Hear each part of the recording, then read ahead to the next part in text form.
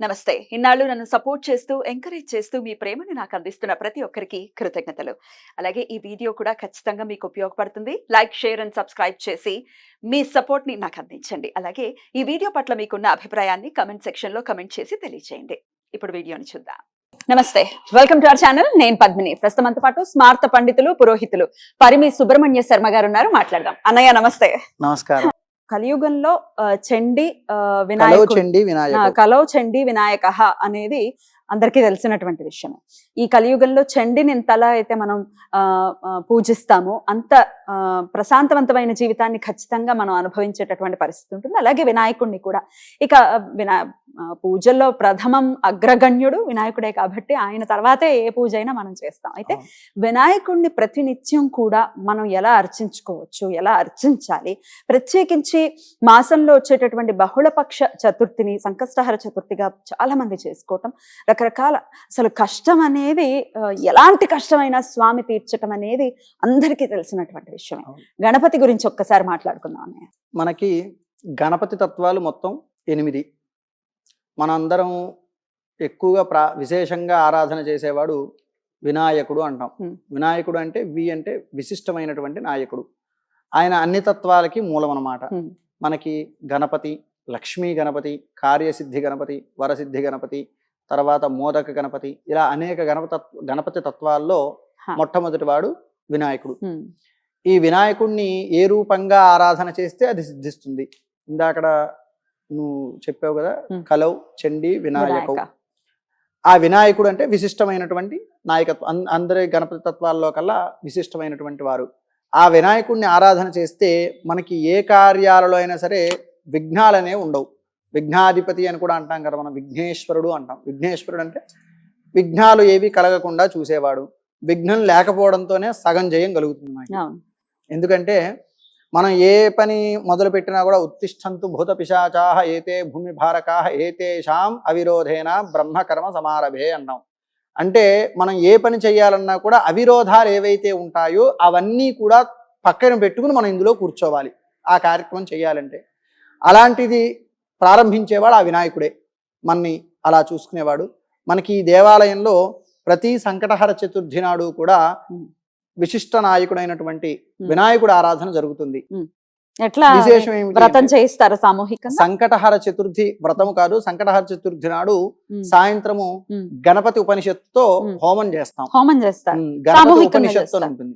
సామూహికంగానే ఎవరైతే అందులో, అంటే సామూహికంగా కాదు, అర్చక స్వామి వారు ఎలా నిర్ణయించారంటే వాళ్ళు నిర్ణయించారు, అందులో పాల్గొనే వాళ్ళు పాల్గొంటారు. ప్రతి సంకటహర చతుర్థి నాడు గణపతి ఉపనిషత్తుతో హోమం చేయాలనేది వాళ్ళ సంకల్పం. అలా చేస్తూ ఉంటారు. మరి అందులో భక్తులందరూ సహకారం ఉందా లేదా అన్న విషయం నాకు తెలియదు. దేవాలయంలో అయితే జరుగుతోంది.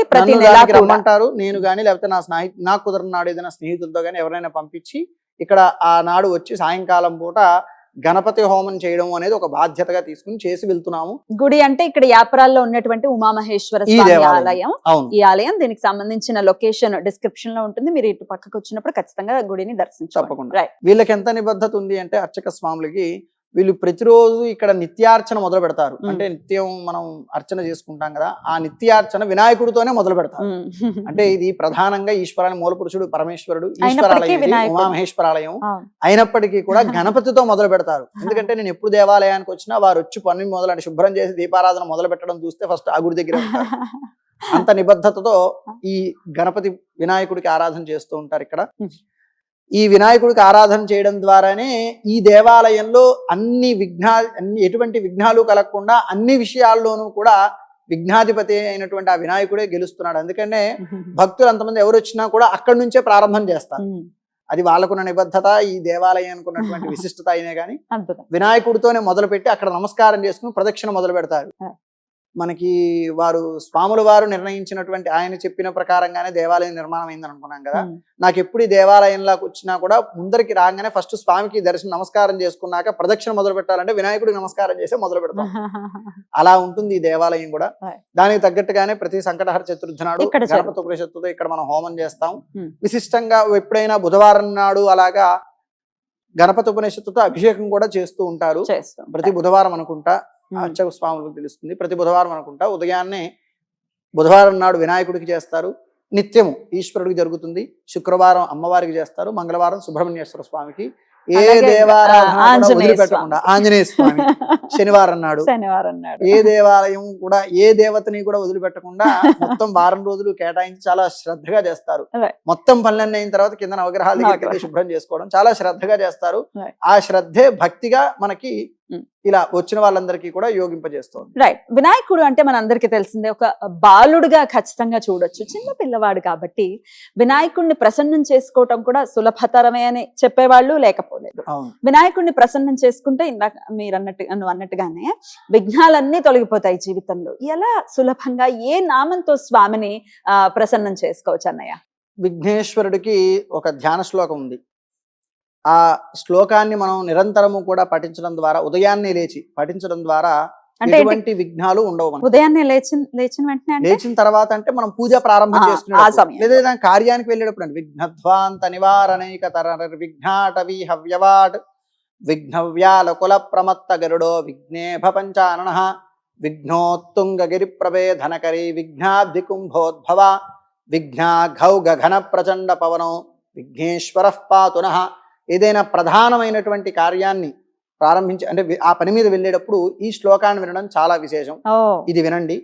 లేదంటే వక్రతుండ మహాకాయ సూర్యకోటి సమప్రభ, ఇది అందరికీ తెలిసిన శ్లోకమే, అందరికీ వచ్చిందే. చిన్నప్పుడు మన పెద్దవాళ్ళందరూ నేర్పించుంటారు. లేకపోయినా ఈ శ్లోకం మనం ఎక్కడ విన్నా కూడా వక్రతుండ మహాకాయ సూర్యకోటి సమప్రభ అవిఘ్నం కురుమే దేవ సర్వకార్యేషు సర్వదా, చాలా చెప్పుకోవడానికి తేలికమైనటువంటి శ్లోకం. ఇది కూడా దాని అర్థం విఘ్నాలు లేకుండా మనకి చేసే కార్యాల్లో జయం కలగాలని చేసుకోవడమే.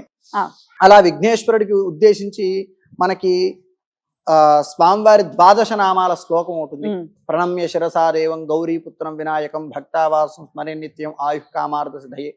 ప్రథమం వక్రతుండం చ ఏకదంతం ద్వితీయకం తృతీయం కృష్ణపింగాక్షం ఘనవక్త్రం చతుర్థకం లంబోదరం పంచమం చ షష్ఠం వికటమేవ చ సప్తమం విఘ్నరాజం చ ధూమ్రవర్ణం తథాష్టకం నవం ఫాలచంద్రం చ దశమంతు వినాయకం ఏకాదశం గణపతిం ద్వాదశంతు గజాననం. ఈ 12 నామాలు ఎవరైతే భక్తి శ్రద్ధగా పఠిస్తారో, లేదంటే విన్నా కూడా మనకి ఇందులోనే వస్తుంది. ద్వాదశంతు గజాననం ద్వాదశైతాని నామాని త్రిసంధ్యం యః పఠే నరః నచ విఘ్న భయం తస్య సర్వసిద్ధికరం ప్రభో. మనకి అందులోనే ఉందిగా, నచ విఘ్న భయం తస్య, విఘ్నం ఉండదు, ఏ కార్యక్రమంలో విఘ్నం ఉండదు, భయం ఉండదు, సర్వసిద్ధికరం. ఈ మనం కలవు చండీ వినాయకం అనుకున్నట్టుగా ఈ 3 శ్లోకాలు చాలా ప్రధానం. ఎందుకంటే నేను ప్రతినిత్యము చదువుకునే శ్లోకాలు, అందుకే అంత అనర్గళంగా చెప్పగలిగాను. ప్రతినిత్యము ఈ 3 శ్లోకాలు మనం ప్రారంభించే ముందు విన్నా చదవగలిగిన యోగ్యం ఉంటే ఇవి ప్రతి వాళ్ళు చదవచ్చు ఈ శ్లోకాలే కాబట్టి చదువుకోగలిగితే మరీ మంచిది. లేదా విన్నప్పటికీ కూడా ఆ విఘ్ననాయకుడు మన కార్యాలకి జయం కలిగిస్తాడు. ఆయన ఇందాక నువ్వు చెప్పినట్టు బాలుడు అంటే మనం బాలుడిగా మనం అర్చన చేసుకుంటున్నాం, కానీ ఆయన మహత్తరమైనటువంటి స్వామి. అంటే ఆ తత్వం కలిగిన మనం ఎందుకు చూసాము అంటే మనకి తెలిసినంత వరకు వినాయక వ్రత కథలో బాలుడినే కీర్తించారు, బాలుడు గురించే ఉంటుంది. అండ్ పిల్లలకి ఎలాంటి కల్మషం ఉండదు, ఎంత ఈజీగా మనకి చాలా ఈజీగా ఉంటారు పిల్లలు. అవును, అలాంటి తత్వం కలిగిన వాడు వినాయకుడు అనేది మనకి. రాక్షస సంహారం చేసినట్టుగా వినాయకుడు ఎక్కడా ఉండదు, కానీ ఏ రాక్షస సంహారం చేయడానికి వెళ్ళే దేవుడైనా వినాయకుడికి దండం పెట్టలేదు అనేది ఉండదు. కాబట్టి అలాంటి స్వరూపం ఆ వినాయకుడిది. అందుకనే కలవు చండీ వినాయకం అని అంటారు. అసలు అంటే బాలుడు అనేది పరిపరి విధములుగా రకరకాల ఎగ్జాంపుల్స్ ఉన్నాయి. ఆ ఆత్మలింగాన్ని అక్కడ పెట్టేయటం అవ్వచ్చు, రావణాసురుడు సగం ఓడిపోవడానికి అదొక కారణం కదా, జీవితంలో ఓడిపోవడానికి అదొక కారణం. ఆత్మలింగం అంటే ఇంకేమిటి, రావణాసురుడికి అసలు ఇంకేముంది అసలు, అస్త్రాలన్నీ పరమేశ్వర ప్రసాదమే కదా. మనం చదివి మనం ఈ అస్త్ర సంపద అంతా మన లోకాన్ని ఉద్ధరించాడంటే అది వినాయకుడు మాత్రమే. అది పిల్లలు మాత్రమే చేయగలరు అలాంటి కార్యం. అలా అనమాట. ఎనీవేస్, పిల్లలు ఎంత ముగ్ధ మనోహరంగా ఉంటారో, పిల్లలు ఎంత సౌమ్యంగా ఉంటారో, పిల్లలు ఎంత ప్రేమని అందిస్తూ ఉంటారో, అలాంటి తత్వం కలిగిన వాడు వినాయకుడు అనేది నా భావన. అందుకని అడగడం జరిగింది. సో ప్రతినిత్యం కూడా ఈ 3 శ్లోకాలని ఎవరైతే చదువుకుంటూ ఉన్నారో, వింటూ ఉన్నా వచ్చేస్తుంది నెమ్మదిగా. ఖచ్చితంగా విఘ్నాలు అనేవి జీవితాల్లో తొలగిపోతాయి అని చెప్తున్నాం. రైట్ అన్నయ్య, చాలా అద్భుతంగా వివరించా. థ్యాంక్ యూ సో మచ్ అన్నయ్య. నమస్తే.